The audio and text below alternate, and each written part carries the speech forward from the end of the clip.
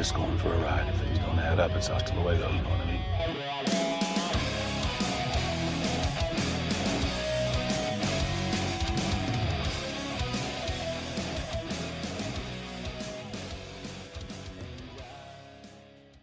Welcome to the second episode of Realistic Individual Defensive Evaluations.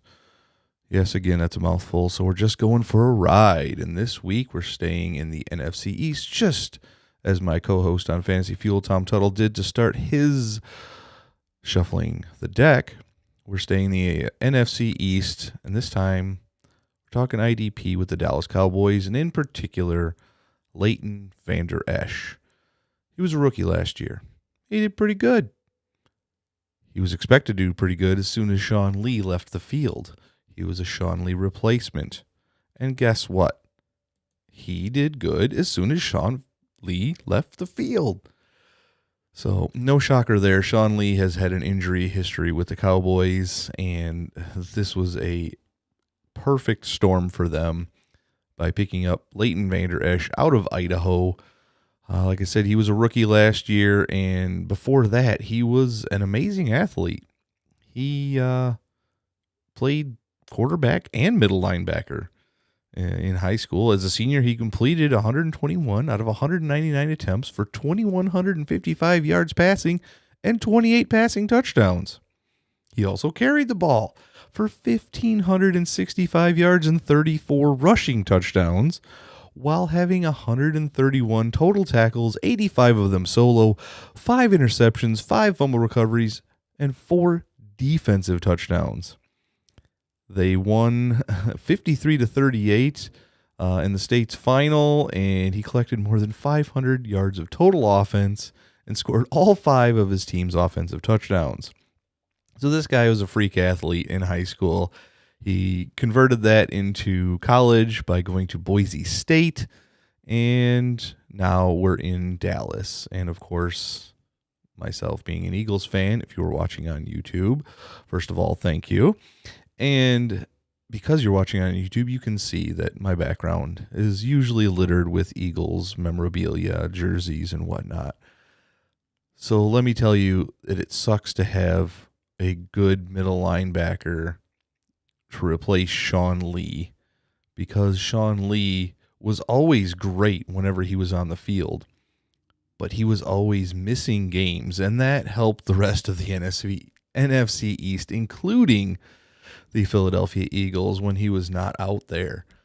And it looks like Leighton Vander Esch is going to be somebody who can stay on the field, and that, for my first point, is a great reason to have Leighton Vander Esch on your squad if you do IDP.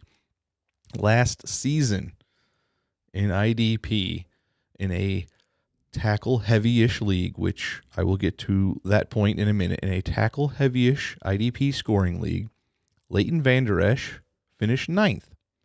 That's really good considering he didn't even really get to start a game until right around week 4, I believe it was, Sean Lee got hurt.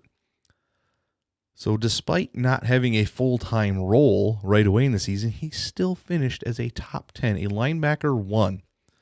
Now, to my point that I was referring to, in case you are in leagues that aren't exactly tackle-heavy, you're not going to get much else out of him because he didn't do much else. And not to say what he did wasn't great, because he did exactly what he was supposed to do.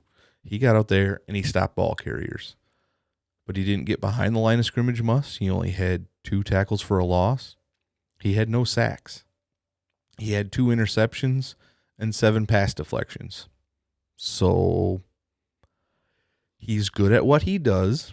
And I read you the notes earlier from, high school when he did everything and had forced fumbles and fumble recoveries and defensive touchdowns. So he has the ability to do it, but we will see if Dallas lets him do that in their defensive scheme. I like Leighton Vander Esch. He should be a low-end linebacker 1 or a high-end linebacker 2 for years to come if he keeps this up and he does not get hurt like Sean Lee used to. So we have to hope that that's part of the success story. Again, if you're watching on YouTube, you're seeing some highlights of him tackling Corey Clement and some other Eagles guys, and that might have been his 2 tackles for a loss right there in a row. So there's not going to be many of those types of highlights. But again, he gets tons of tackles. So if you're in a tackle-heavy IDP league, he is a great guy to get. He could be a top 5 linebacker in tackle-heavy leagues.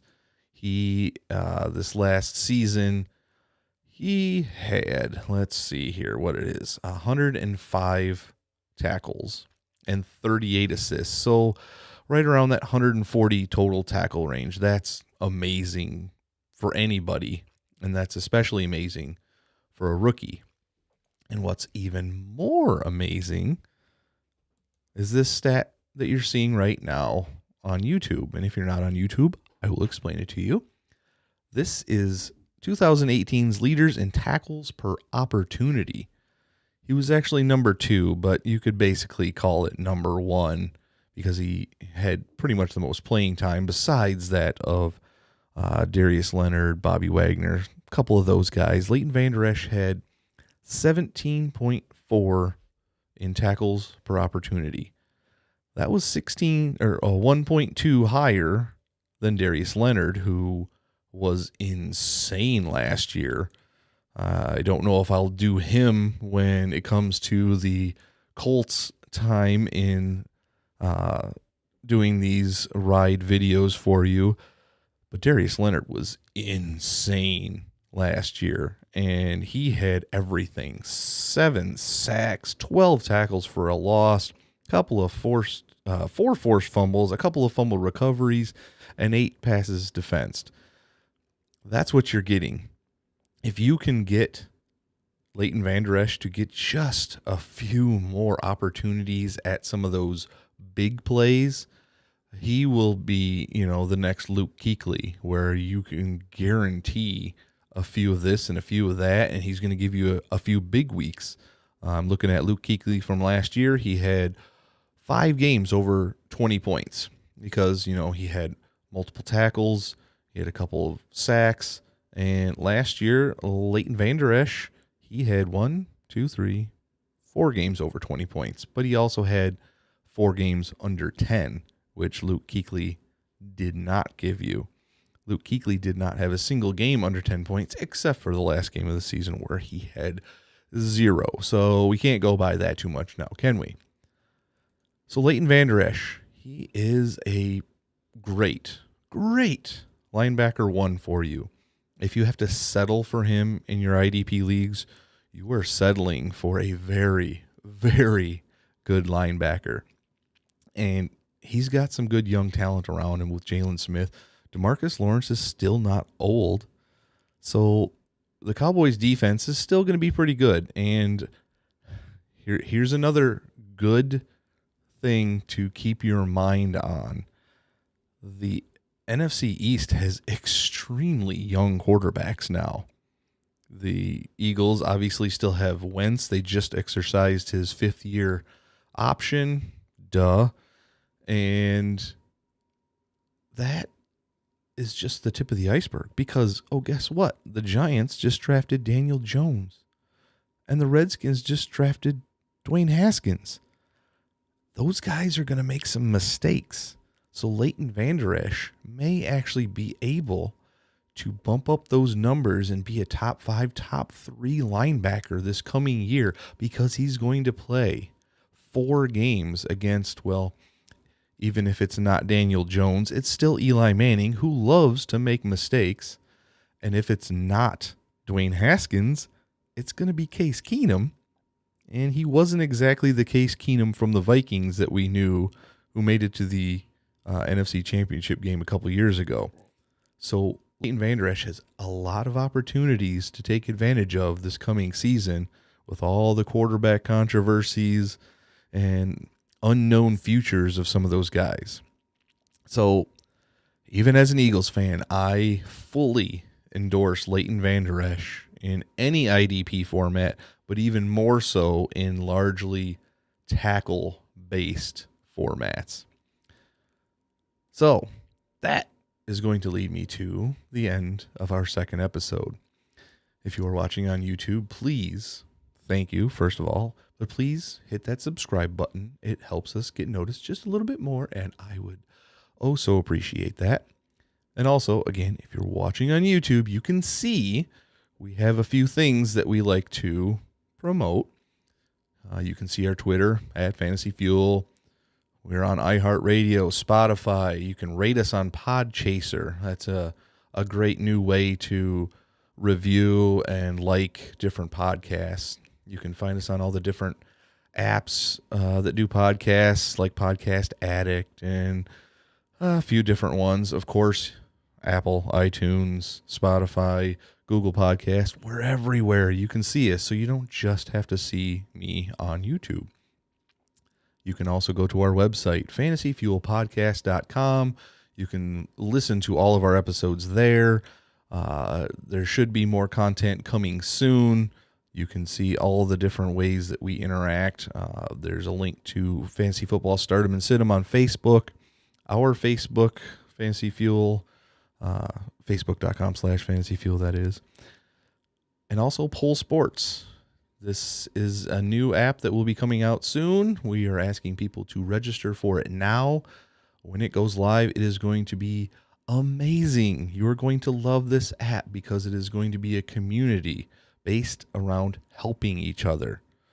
You're going to be able to ask real-time stardom, sit-em, trade, waiver wire questions, and you will get real-time results. And that can be a game changer for you. So thank you for listening. I'm going to plug two more things really quick. And you can see that on YouTube, The Average Joe Show, sayitproductions.com/Average Joe Show. I'm a co-host on there almost every week. I had to take off last week for certain things, so wasn't on there. But this coming Friday at 8 p.m. Eastern? No, 8 p.m. Central, 9 p.m. Eastern. That's what it is, sorry. You can see us live and listen to that funny show about all the weird news items out there from the past week.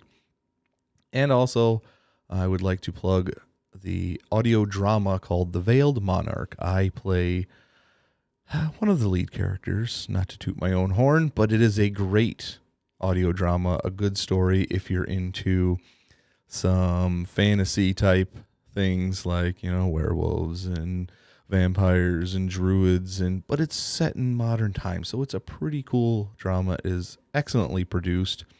Those links will be in the show notes. So if you're into that sort of thing, I would suggest checking it out. I am proud of it, and I am proud of everybody that works on it. So with that, I will say thank you very much for listening or watching, depending on what you're doing with this right now. And it's been lovely. I will see you next time when we visit another team in the NFC East. We will go with the Washington Redskins next time. So thank you, and we will see you very soon. Well, I guess that's it. Quite a ride, huh?